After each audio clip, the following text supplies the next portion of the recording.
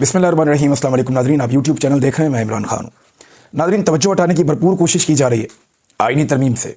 पाकिस्तान के मीडिया पे दबाव है कि आप किसी भी चीज़ पे बात करें, अदलिया के इशू पे बात करें, आप खैबर पख्तूनख्वा के नाम की तब्दीली वाला इशू उठा लें, उसके ऊपर बात कर लें, आप जिस चीज़ पर भी बात करें, लेकिन आपने जो आर्टिकल 243 के अंदर हुआ उसके ऊपर आपने बात नहीं करनी, उस तरफ आपने नहीं जाना। ये पाकिस्तान के मीडिया को हुक्म दिया जा रहा है कि आर्मी चीफ को फील्ड मार्शल ताहयात ओहदा हमेशा के लिए इस्तिस्ना, नौकरी से कभी नहीं निकाला जा सकता, सारी जिंदगी के लिए मुराद, इन चीज़ों पे आप बात ना करें, इनको आपने नहीं छेड़ना। और तवज्जो हटाने के लिए डिफरेंट चीज़ें की जा रही हैं। मेरी खैबर पख्तूनख्वा के कुछ जिम्मेदारान से बात हुई तो उन्होंने कहा जी कि हमें इस बात का आइडिया हो गया है कि बहुत जल्दी वफाक जो है या इदारे वो खैबर पख्तूनख्वा की हुकूमत के साथ या खैबर पख्तूनख्वा के साथ एक बड़ी महाजराई शुरू कर सकते हैं। और उन्होंने ये कहा, हमें अंदाजा हो गया इस बात का कि सूरत हाल बिगड़ जाएगी, और इसका आगाज भी हो गया, यानी फौरी तौर पे इसका एक सबूत भी सामने आ गया। ये सुहेल अफरीदी साहब के ऊपर एक मुकदमा है, ये मुकदमा दर्ज किया गया। ये मुकदमे के अंदर जो मुद्दई है जिसने मुकदमा दर्ज किया वो इमरान हैदर है, assistant director NCCIA, national cyber crime investigation agency, इसका ऑफिसर है। इसने मुकदमा दर्ज कर दिया सुहेल अफरीदी पे। मुकदमे के अंदर चंद चीजें बड़ी अजीब हैं। एक तो ये देखें ना कि मुकदमा दर्ज किया गया 9/11/2025 को, 9 नवंबर 2025 को मुकदमा दर्ज किया गया, 9:30 पे मुकदमा दर्ज किया गया और रिपोर्ट किया गया। उस वक्त बाद में उन्होंने मुकदमा दर्ज कर लिया। अब मुकदमे में कह रहे हैं जनाब हमने तो चेक कर लिया, हमारी तहकीकात के मुताबिक, इंक्वायरी के मुताबिक ये सुहेल अफरीदी साहब ने ज्यादती की है, गलती की है, इनके वालिद का ये नाम है और ये सारे मामला है। इसी तरीके से ये इनका बयान जो वायरल हुआ तो अब ये मुकदमा हम दर्ज कर रहे हैं। इसमें जो बयान उर्दू में लिखा, उन्होंने लिखा कि हम ये भी देख चुके हैं कि हमारी मस्जिद में ये सिक्योरिटी फोर्सेस कुत्ते बांधते थे, और जब हम जाते थे कि ये मस्जिद की तौहीन है तो वो कहते थे कि ये कुत्ते और आप एक ही बात है। इस स्टेटमेंट भी उन्होंने उसके बाद लिखा, इसको रजिस्टर्ड कर दिया। वज़ीर आला ने तो ये बात की करके निकल गया, लेकिन इन्होंने इसको रजिस्टर्ड करके इसको एक FIR की शक्ल दे दी है। अब मेरी कुछ खैबर पख्तूनख्वा के लोगों से बात हुई और मुझे जो लगता है कि, और सुहेल अफरीदी को ये करना भी चाहिए कि उन्हें इस मामले को यहां पे नहीं छोड़ना चाहिए। ये जो इंफॉर्मेशन है जो सुहेल अफरीदी ने दी है, सोर्सेज ही है ना जो वहां पे लोग रहते हैं, उन्होंने बताया, और वहां ये और इस जैसी और बहुत सारी कहानियां ज़बां ज़दे आम है। आने वाले दिनों में आपको बहुत सारे हकायक पता चलेंगे। ये आग दोनों तरफ से लगेगी। ऐसा नहीं है कि सिर्फ एस्टेब्लिशमेंट या वफाकी हुकूमत जो है वो दबाव डालती रहेगी, ज्यादती करती रहेगी। इसका फिर तुर्की ब तुर्की जवाब भी आएगा। नौजवानों की हुकूमत है, वो अपना रद्द अमल भी देंगे, आपको नई चीजें और नए हकायक भी पता चलेंगे।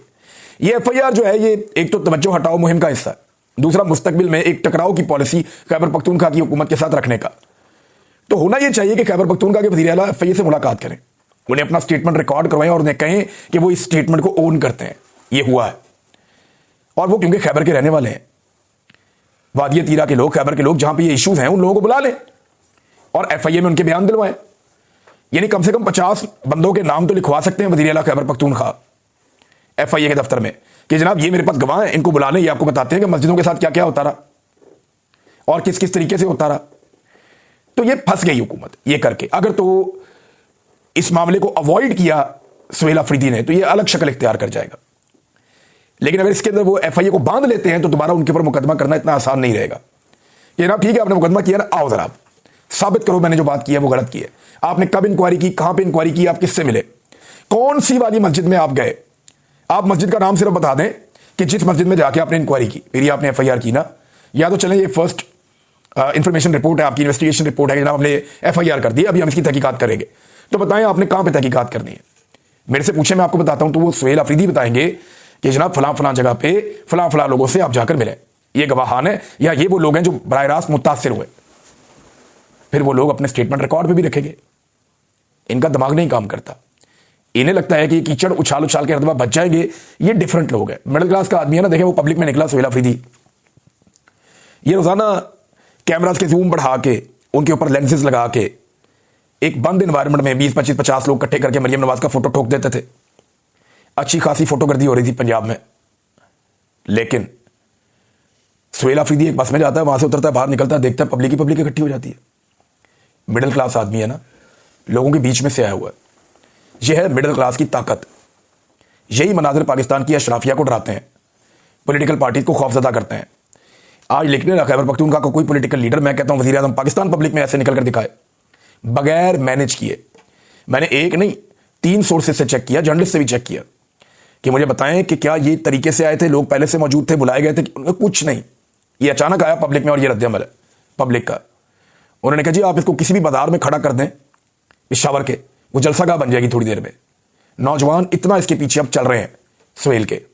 ये मुझे वहां खैबर पख्तूनख्वा के सोर्सेज ने बताया। कोई चीज प्लान नहीं थी, बगैर प्लानिंग के मैं दावा करता हूं कि कौमी हीरो उन्होंने कहा आसिम मुनीर साहब को, चले वही निकल के आ जाए पब्लिक में बगैर प्लानिंग के। आज भी ड्रोन हमलों में 21 लोग शहीद हो जाते हैं। यही वजीर आला का जवाब था कि जब आप मिलिट्री ऑपरेशन करते हैं तो आप सजा और जदा का निजाम खत्म कर देते हैं। वो जो एक अदालती सिस्टम है उसको बाईपास कर देते हैं आप। मावरा अदालत कत्ल भी होते हैं, कोलेटरल डैमेज के नाम के ऊपर बहुत सारे लोग शहीद हो जाते हैं। लिहाजा सजा और जदा का जो एक सिस्टम है उसके तहत मुजरिमों को सजा दी जाए वो बेहतर है। तो वो बड़ा खुलकर आ रहे हैं सुहेल अफरीदी। और अभी 12 नवंबर को एक जरगा आने वाला है, उस जरगे के हवाले से भी ऐसी खबरें आ रही हैं कि बहुत बड़े पैमाने पर लोग तैयारियां कर रहे हैं, उसमें आना चाहते हैं।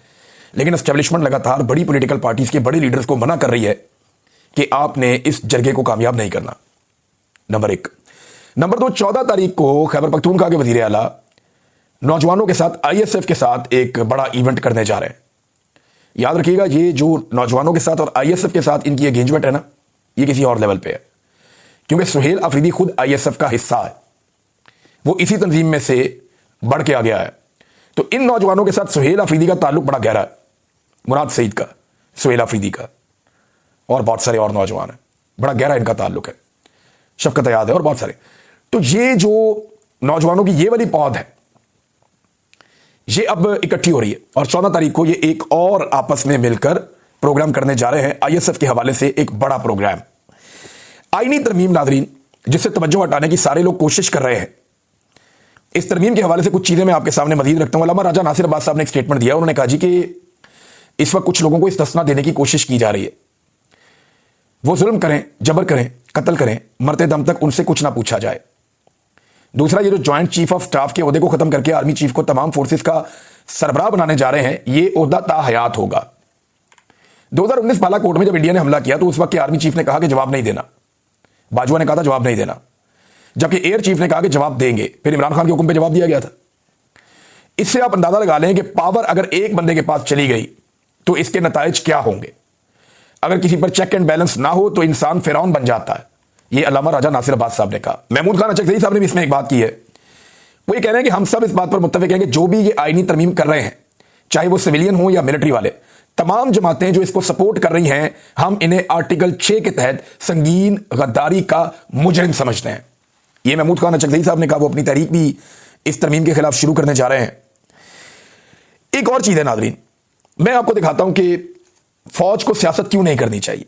जब पहले दिन फौजी कमीशन लेता है ना, तो उस वक्त ये ऑफिसर क्या हलफ लेते हैं, वो हलफ मैं आपको आज सुनाता हूं। सबसे पहले आप वो हलफ सुन लें, फिर हम आगे बढ़ते हैं। मैं आपको बताऊंगा कि मैंने आपको ये हलफ क्यों सुनवाया। सुने। मैं सिद्के दिल से अल्लाह ताला को हाजिर व नाजिर जानकर हलफ उठाता हूं कि मैं खुलूस नीयत से पाकिस्तान का हामी और वफादार रहूंगा और इस्लामी जमहूरिया पाकिस्तान के आइन की हिमायत करूंगा, जो अवाम की ख्वाहिशात का मजहर है, और ये कि मैं अपने आप को किसी भी किस्म की सियासी सरगर्मियों में शरीक नहीं करूंगा, और ये कि मैं पाकिस्तान की बर्री फौज में रहकर पाकिस्तान की खिदमत ईमानदारी और वफादारी के साथ अंजाम दूंगा। जी नाज़रीन, ये हलफ है जी पाकिस्तान की फौज का। इसमें बहुत सारी चीजें हैं, लेकिन दो चीजें मैं आपके सामने रखता हूं कि आइन की हमायत करनी है। यहां ये बार बार आइन मुअत्तल कर देते हैं, आइन से गद्दारी कर देते हैं, आइन को तब्दीली कर देते हैं। और अब जैसे 26वीं तरमीम हुई, 27वीं तरमीम हुई, इसके पीछे मिलिट्री एस्टेब्लिशमेंट का रोल सब जानते हैं। आपने हलफ लिया था, आप हलफ की खिलाफ वर्जी कैसे कर सकते हैं? अपने हलफ से कोई गद्दारी कैसे कर सकता है? यह मर्द की शान नहीं है, यह मोमिन की शान नहीं है। जब इंसान हलफ ले लेता है ना कि मैं ये करूंगा, तो उसके लिए वो अपना सर भी कटवा लेता है कि आपने हलफ लिया हुआ है कि मैं आइन की वफादारी करूंगा, उसकी हमायत करूंगा। कहां की हमायत? बार बार आइन को तब्दील किया, बार बार शख्सियात के लिए आइन को बदला, आइन को मरोड़ा, आइन को तोड़ा, लेकिन इसके बावजूद आज तक एक भी जनरल अकाउंटेबल नहीं हुआ। सोहेल अफरीदी ने आज यही सवाल उठाया। दूसरा, इसके अंदर एक और बात करते हैं हलफ में कि अपने आप को हर किस्म की सियासी सरगर्मियों से अलग रखूंगा या किसी भी किस्म की सियासी सरगर्मी में शामिल नहीं होऊंगा या उसका हिस्सा नहीं बनूंगा। तो जनाब, फौज से ज्यादा तो सियासत की किसी ने नहीं। सियासी जमातें मिलिट्री एस्टेब्लिशमेंट बनाती है, जर्नैल बनाते हैं।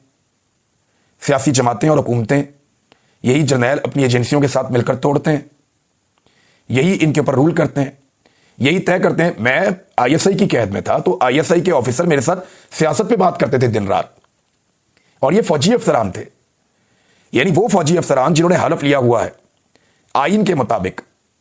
जो इनका हलफ है अभी मैंने आपको पढ़ के सुनाया, इन्होंने खुद पढ़ के सुनाया। ये जितने लोग आईएसआई के, मिलिट्री इंटेलिजेंस के मेरी इंक्वायरी करने आते थे, मेरे साथ बात करने आते थे और मेरे साथ सियासी बातें घंटों तक वहां पे करते थे, सियासत में अपने आप को घटिया सियासत में इन्वॉल्व करते थे, वो सारे तो हलफ लेकर आए हुए थे। भाई, जिसने अपना हलफ ही तोड़ दिया वो रब को क्या खुश करेगा और बाकी क्या काम करेगा? हलफ तोड़ने के बाद तो आदमी का किरदार वैसे ही खत्म हो जाता है। तो आपने अपना हलफ तोड़ दिया, ये कितने अफसोस की बात है।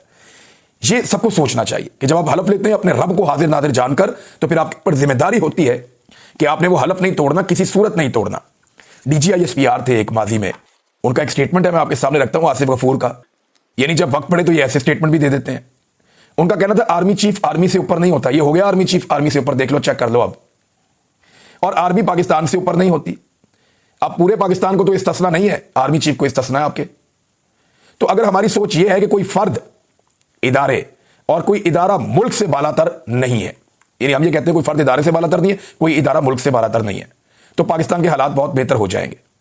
तो जो आजकल सोच है उसके साथ तो साबिक डीजीआईएसपीआर साहब हालात बेहतर होते हुए दिखाई नहीं दे रहे, और ये मुमकिन भी नहीं लगता कि बेहतर हो जाएंगे। फिर नाज़रीन, हुकूमत के लोग एक और बात कर रहे हैं कि क्योंकि कौमी हीरो हैं, फील्ड मार्शल का ओहदा, एक दो और ओहदे वो लेते हैं नाम, तो ये कौमी हीरो हैं तो सारी जिंदगी ये ओहदों के ऊपर रहेंगे, इनको इसलिए इस्तिस्ना दिया जा रहा है। भाई, हीरो किसी के दिल में होता है। कायदे आज़म ने तो इस्तिस्ना नहीं मांगा था, जिसने पाकिस्तान बनाया, ना उसने इस्तिस्ना मांगा, ना उसकी बहन ने इस्तिस्ना मांगा, लियाकत अली खान ने इस्तिस्ना नहीं मांगा। भाई, वो लोग इसके लिए वो दर नहीं गए कि हमें इस्तिस्ना दे दो। शायद वो जिंदा रहते तो जो चीजें थी भी आइन में वो निकाल देते, या पाकिस्तान बनने से पहले की। वो कहते कि कोई ऐसी चीज नहीं होनी चाहिए। वो तो बराबरी के लिए आवाज उठाते थे, सबके हुकूक के लिए आवाज उठाते थे। यहां इस्तिस्ना शामिल कर दिया, और हीरो वो होता है जो लोगों के दिलों में हीरो होता है। इमरान खान पिछले 51 साल से 52 साल से इस कौम का हीरो चल रहा है लगातार, बल्कि अब तो 54 साल हो गया ऑलमोस्ट। 1971 में उन्होंने बतौर क्रिकेट हीरो के कौम के सामने वो आए थे। तो आज लगभग 53-54 साल हो गए हैं। इतने लंबे अरसे से एक आदमी हीरो चल रहा है, इतने लंबे अरसे से वो लोगों के दिलों में वो हीरो है। आज पाकिस्तानी उससे प्यार करते हैं। इमरान खान के बदतरीन मुखालिफिन और उस पर दिन रात कीचड़ उछालने वाले लोग जो गलीज प्रोपेगेंडा करते हैं, वो भी ये कहते हैं कि यार वो 90% मकबूल है, बहुत मकबूल है, अवाम उसके साथ है, ये सब मानते हैं। तो वो लोगों के दिलों के अंदर राज करता है, लोगों के दिलों के अंदर वो हीरो है। तो हीरो बनने के लिए या लोगों के दिलों में मुकाम हासिल करने के लिए आपको इस्तिस्ना, मुराद, पूरी जिंदगी के लिए ताहयात ओहदे, ये नहीं चाहिए होता आपको। डॉक्टर अब्दुल कदीर खान साहब कौम के हीरो हैं, हमेशा रहेंगे। अब्दुल सत्तार ईदी कौम के हीरो हैं, हमेशा रहेंगे। इमरान खान कौम का हीरो है। कायदे आज़म कौम के बहुत बड़े हीरो हैं, बाबा कौम है। अल्लामा इकबाल रहमतुल्लाह अलैह, जिनका कल इकबाल डे था, तो वो कितने बड़े हीरो हैं।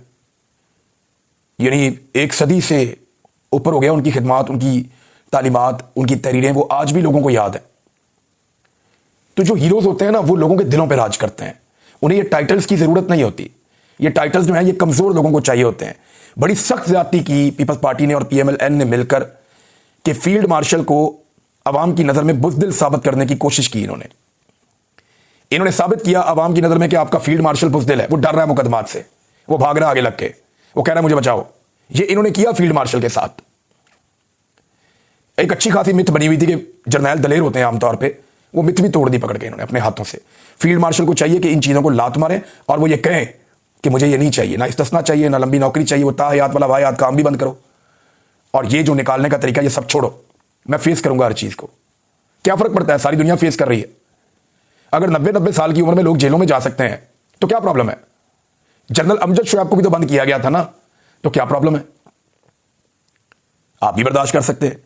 अब ये तासुर जो है ये हुकूमत बना रही है। और देखिए हालात इनके ये हैं कि पीपल्स पार्टी की सेंट्रल एग्जीक्यूटिव कमेटी के इजलास में तरमीम का मुसव्वदा ही नहीं था, ये एतजाज अहसन साहब ने बताया। और उसमें ये कहा गया कि जनाब 243 फौज का अंदरूनी मामला है। भाई कौन सा अंदरूनी मामला है जिसमें पूरी जिंदगी का इस्तिस्ना मिल गया और एक आईनी अदालत बनने जा रही है। आप कह रहे हैं फौज का अंदरूनी मामला है, आपने पाकिस्तान के सिपा सलार को बुजदली का ठप्पा लगा दिया उनके ऊपर, ये अंदरूनी मामला है फौज का। हद हो गई वैसे, बल्कि आईन के अंदर निकल दिया ताकि सनद रहे और वक्त जरूरत काम आए कि जनाब हमारा सिपा सलार दलेर नहीं है। ये इन्होंने काम किया। कुछ और खबरें भी है नाज़रीन, मैं आपके साथ बाद में शेयर करूंगा, लेकिन इसमें एक चीज आपको बताता हूं कि इरफान सिद्दीकी साहब की तबीयत ठीक नहीं है, सेनेटर हैं वो। कुछ लोग ये खबरें दे रहे थे कि शायद वो तरमीम में वोट ना करें। मेरी बात याद रखिएगा और लिख के रखिएगा, अगर तरमीम में एक भी वोट कम हुआ ना तो इरफान सिद्दीकी साहब को अल्लाह ताला सेहत दे, इनको व्हील चेयर पे या स्ट्रेचर पे भी लाना पड़ा तो लाके वोट ले लेंगे अगले। ये मैं अच्छी तरह जानता हूं। अब तक ले इतना ही, अपना ख्याल रखिएगा। अपने चैनल